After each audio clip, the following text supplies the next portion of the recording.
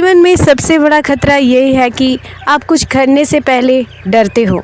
नमस्कार दोस्तों, आप सभी को कोकोनट लेडी चैनल पर स्वागत है। मैं हूं आपकी श्रीजा। आज मैं आपके लिए कुछ ऐसे चीज़ों के नाम लेके आई हूं जो बहुत ही उपकारी है आप सभी के लिए। നമസ്കാരം കൂട്ടുകാരെ, ആദ്യം തന്നെ ഞാൻ പറഞ്ഞ കോട്ട് എന്താണെന്ന് വെച്ചാൽ, നമ്മുടെ ഏറ്റവും വലിയ ശത്രു എന്താണെന്നറിയോ?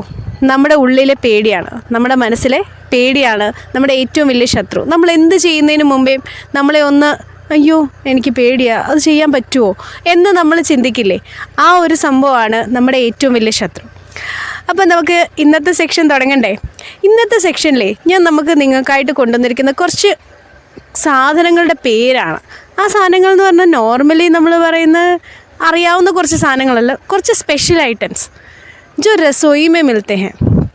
हाँ, आपने सही सुना, रसोई में मिलने वाले कुछ ऐसे चीज़ हैं जिसके नाम हम नहीं जानते। हम जब भी उसे ख़रीदने जाते हैं तो हम कुछ और कह के, नहीं तो अंग्रेज़ी में कह के मांगते हैं അല്ലേ? ഇന്ന് ഞാൻ നിങ്ങളുടെ മുന്നിൽ കൊണ്ടുവന്നിരിക്കുന്ന കുറച്ച് സാധനങ്ങൾ, അതായത് കിച്ചണിലെ സാധനങ്ങൾ, അടുക്കള സാധനങ്ങളാണ്. ആ അടുക്കള സാധനങ്ങൾ പലപ്പോഴും നമ്മൾ വാങ്ങാൻ ചെല്ലുമ്പം, അതായത് നമ്മുടെ സബ്ജക്റ്റ് എന്താണ്? ഹിന്ദിയല്ലേ. അപ്പോൾ ആ ഹിന്ദിയിൽ നമുക്ക് ആ വാക്കുകൾ കിട്ടാറില്ല. ആ സാധനത്തിന് എന്താ പറയേണ്ടത്? ചിലപ്പോൾ നമ്മൾ അതിൻ്റെ ഇമേജ് കാണിച്ചായിരിക്കും വാങ്ങുക, അല്ലെങ്കിൽ അതിൻ്റെ ഉപയോഗം എന്താണോ അത് പറഞ്ഞായിരിക്കും ചിലപ്പം വാങ്ങുക അല്ലേ? അപ്പം അങ്ങനത്തെ കുറച്ച് സാധനങ്ങളുടെ പേര് ഇന്ന് നമുക്ക് പരിചയപ്പെടാം. तो चलते हैं आज की सेक्शन की ओर। जैसे मैंने कहा कि आज हम रसोई में मिलने वाले कुछ चीज़ों के नाम, जिसे हम आजकल भूल ही गए उसके नाम क्या है, लेकिन हम उसके उपयोग के माध्यम नहीं तो उसकी यानी चित्र दिखाकर हम उसको ख़रीदते हैं। ऐसी क्या चीज़ें हैं जानते हैं? पहले शब्द की ओर जाते हैं. वो चीज़ है, ആദ്യത്തെ വാക്കിലേക്ക് നമുക്ക് പോകാം, ആ സാധനത്തിലേക്ക് പോകാം. ആ സാധനം നമ്മൾ പലപ്പോഴും എന്താണ്, ചപ്പാത്തി ഉണ്ടാക്കാൻ നേരത്ത് ഉപയോഗിക്കുന്നതാണ്. कुछ लोगों तो समझ गए होंगे क्या मैं किस चीज़ की बात में किसके बारे में बता रही हूँ. കുറച്ച് ആളുകൾക്ക് ഇങ്ങനെ മനസ്സിലായി കാണും. ചപ്പാത്തി ഉണ്ടാക്കാൻ വേണ്ടി നമ്മൾ ഉപയോഗിക്കുന്നത് ചപ്പാത്തി കല്ല്, അതൊന്നുമല്ല. അല്ലാതെ നമ്മൾ ചപ്പാത്തി ചൂടാൻ വേണ്ടി ഒരു സാധനം ഉപയോഗിക്കാറുണ്ട് അല്ലേ? അത് മറിച്ചിടാൻ, പിടിച്ചിട്ട് അതിന് ചിലർ ഇങ്ങനെ ഇരിക്കണ സാധനം, 2 വിരൽ പോലെ ഇങ്ങനെ ഇരിക്കണ സാധനം, ആ സാധനം വെച്ച് നമ്മൾ മറിച്ചും തിരിച്ചും ഒക്കെ ഇടാറുണ്ട് അല്ലേ? അങ്ങനെ ചെയ്യുന്ന ആ സാധനത്തിന് എന്തായിരിക്കും പേര് പറയുക? ആർക്കെങ്കിലും അറിയോ? हाँ, तो मैं आपको बताती हूँ. उस चीज़ को हम बोलते हैं चिमटा. क्या है? चिमटा. ആ ചപ്പാത്തി തിരിച്ച് മറിച്ചിട്ട് നമ്മൾ ചുടാൻ ഉപയോഗിക്കുന്ന ആ സാധനത്തിന് പറയുന്നതാണ് ചിംട്ട. तो आज आपको मैंने पहले यही शब्द ग्रहण करवाया है. जिस चीज़ से हम रोटी बनाते हैं उस चीज़ को हम चिमटा बोलते हैं. എന്താണ്? चिमटा. ओके, तो दूसरी ओर ऐसे कि जैसे हमने रोटी की बात ही कर दी, तो रोटी बनाने के लिए हम कुछ और चीज़ की, रोटी बेलने के लिए हम कुछ और चीज़ का उपयोग करते हैं.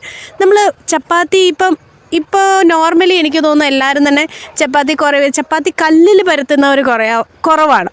ഈ കൗണ്ടർ ടോപ്പിൽ വിരിക്കുന്ന മറ്റേ മാറ്റ്, അങ്ങനത്തെ സാധനങ്ങളൊക്കെ ഇപ്പോൾ അവൈലബിൾ ആണ്. അത് കാരണം ആരും അതിൻ്റെ ചപ്പാത്തി പലക ആരും മേടിക്കാറില്ല. ചപ്പാത്തി കോല് മേടിക്കാൻ എല്ലാവർക്കും വേണം അല്ലേ? അത് പരത്തണമെങ്കിൽ നമുക്ക് ആവശ്യമായിട്ട് വരുന്ന ഒരു സാധനമാണ് ചപ്പാത്തി കോല്. നമ്മൾ പരത്തുന്ന ആ കമ്പിന് എന്താ ഹിന്ദിയിൽ പറയുന്നത്? ക്യാ കഭി ഭി സോച്ചാ ഹൈ? तो आज मैं आपको उसके बारे में बताती हूँ. उस डंडे को नहीं तो जिससे हम रोटी बेलते हैं उसे हम बेलन कहते हैं. എന്താണ്? बेलन. हाँ, बेलन बोलते हैं जिससे हम रोटी बेलते हैं എന്ന് പറഞ്ഞാൽ എന്താണ്? റോട്ടി അല്ലെങ്കിൽ ചപ്പാത്തി പരത്തുക എന്നുള്ളതിന് പറയുന്നത് बेलना എന്നാണ് പറയുക. तो उसे हम कहते हैं बेलना. तो उस चीज़ को हम बोलते हैं बेलन. आ साधनത്തിന് നമ്മൾ പറയുന്ന പേരാണ് बेलन. तो 2 शब्द हमने आज ग्रहण किए हैं. एक है चिमटा, दूसरा था बेलन. तो तीसरे शब्द की ओर जाते हैं. तीसरा शब्द है, जब भी हम कुछ भी बनाते हैं तो ढक के रखना पड़ता है अല്ലേ? उसे पकने के लिए നമ്മൾ എന്തെങ്കിലും സാധനം ഉണ്ടാക്കുമ്പോൾ അത് വേകാൻ വേണ്ടി നമുക്കതിന് മൂടി വെക്കണം ഇല്ലേ? മൂടി വെക്കേണ്ടി വരത്തില്ലേ? വേഗണമെങ്കിൽ നല്ല മൂടി വെച്ച് വേവിക്കണം എന്ന് പറയും. ഈ മൂടി വെക്കാൻ വേണ്ടി ഒരു പാത്രം ഉണ്ടല്ലോ, മൂടുന്ന പാത്രം അല്ലേ? അതിന് നമ്മൾ ഹിന്ദിയിൽ എന്താ പറയുക? നമ്മൾ മൂടി എന്നൊക്കെ പറയുമായിരിക്കും. നിങ്ങളുടെ നാട്ടിൽ എന്താണോ പറയുന്നത് അതൊന്ന് കമൻറ്റ് ചെയ്യാം.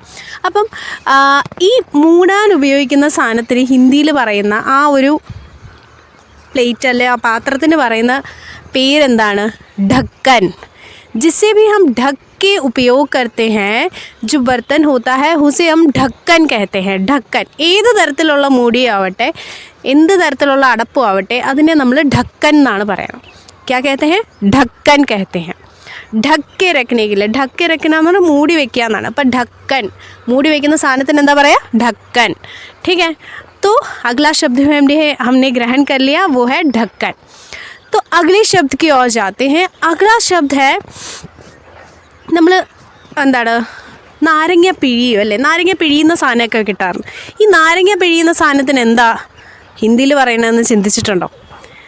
तो നാരങ്ങയ്ക്ക് तो उसके लिए यानी लेमन के लिए हम हिंदी में तो नींबू कहते हैं അല്ലേ? നീമ്പു എന്നാണ് പറയുന്നത്. ഈ നീമ്പു പിഴിയുക എങ്ങനെ പറയും?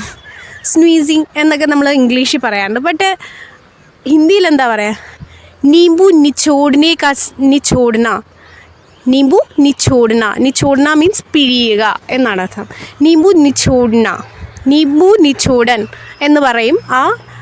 എന്താണ് നമ്മുടെ നാരങ്ങ പിഴിയുന്ന ആ സാധനത്തിനാണ് നീമ്പു നിച്ചോടൻ എന്ന് പറയുന്നത്. ഛോട്ടാസ ബർത്തൻ അല്ലേ? ചെറിയ പാത്രം. നമ്മൾ ചെറിയ ഡവറ എന്നൊക്കെ പറയും.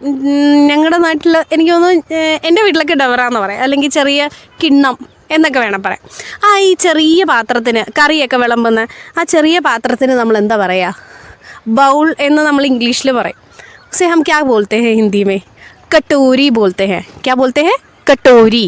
ആ ചെറിയ പാത്രത്തിന് നമ്മൾ പറയുന്ന ചെറിയ കറി വിളമ്പുന്ന ആ ചെറിയ പാത്രത്തിനാണ് നമ്മൾ കട്ടോരി എന്ന് പറയുന്നത്. तो हमने अगला शब्द भी ग्रहण कर लिया और नेक्स्ट वर्ड की ओर जाते हैं. अगला शब्द है जिसे हम चाय बनाते हैं. चाय बनाते हमें छानना होता है അല്ലേ? നമ്മൾ ചായ ഉണ്ടാക്കുമ്പോൾ എപ്പോഴും അരിച്ചെടുക്കും. ഈ അരിച്ചെടുക്കുന്ന സാധനത്തിന് എന്താ നമ്മൾ അരിപ്പാന്ന് നമ്മൾ മലയാളത്തിൽ പറയും അല്ലേ? ഹിന്ദിയിൽ നമ്മൾ ഈ അരിപ്പയ്ക്ക് എന്താ പറയണേ? ക്യാ ആപ് ജാനത്തെ ഹൈ? അരിപ്പയ്ക്ക് നമ്മൾ ഹിന്ദിയിൽ പറയുന്ന ഛാന്ന എന്ന് ഞാൻ പറഞ്ഞു. ചായക്കോ ഛാന്ന എന്ന് പറഞ്ഞു. ഈ ഛാന്ന എന്നുള്ളതിനെ നമ്മൾ കുറച്ചും കൂടെ ഒന്ന് ഇച്ചിരി വ്യത്യാസപ്പെടുത്തി പറയണം. എങ്ങനെ പറയും? ഛന്നി. हाँ, छानने के लिए हम क्या उपयोग करते हैं? छन्नी का उपयोग करते हैं. എന്ന് വെച്ചാൽ നമ്മൾ അരിപ്പയുടെ ഉപയോഗമാണ് നമ്മൾ ചായ അരിക്കാൻ വേണ്ടി ഉപയോഗിക്കുന്നത്. छन्नी. उसे क्या बोलते हैं? छन्नी कहते हैं. और अगला है एक പ്ലേറ്റ്. ഒരു പാത്രത്തിന് നമ്മൾ എന്താ പറയുക? നമ്മുടെ നോർമൽ ഒരു പ്ലേറ്റിന് എന്താ നമ്മൾ പറയുക? थाली.